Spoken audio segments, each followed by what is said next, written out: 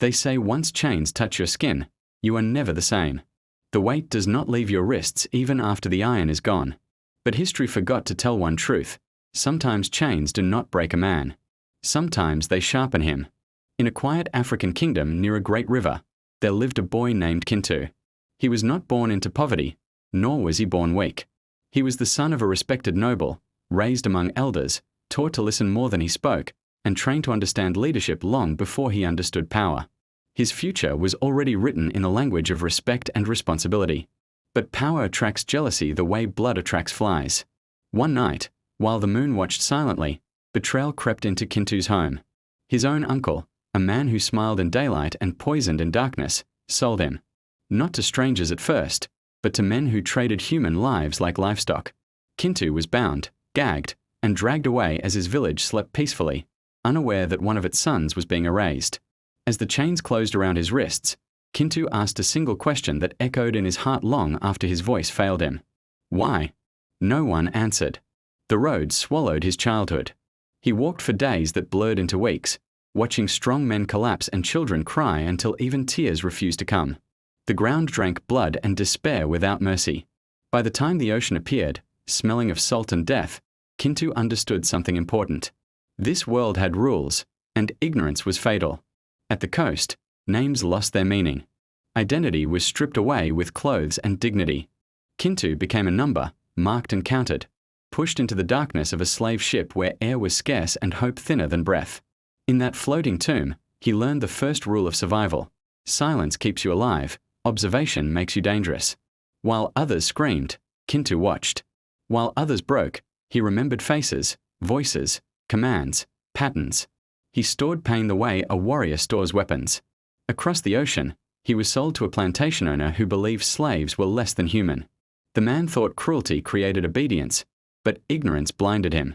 Kintu was made to work, to sweat, to bleed, yet something inside him refused to kneel completely.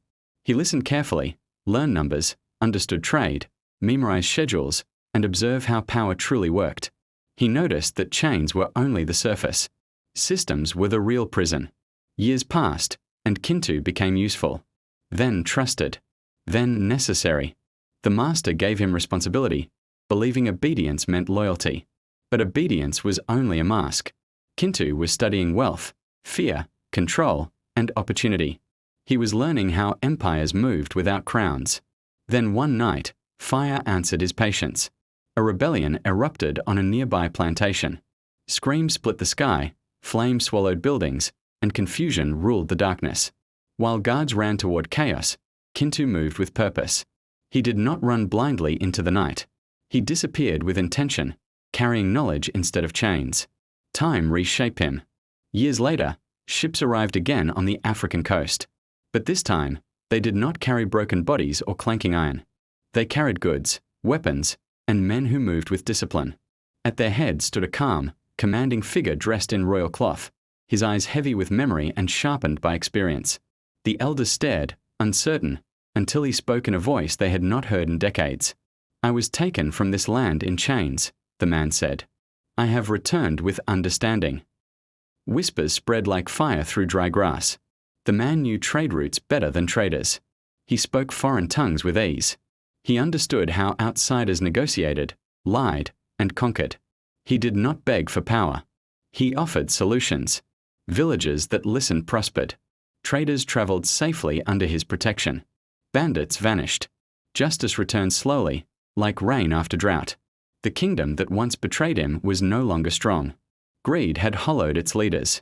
The people were tired, hungry, angry, and they remembered the boy who disappeared long ago.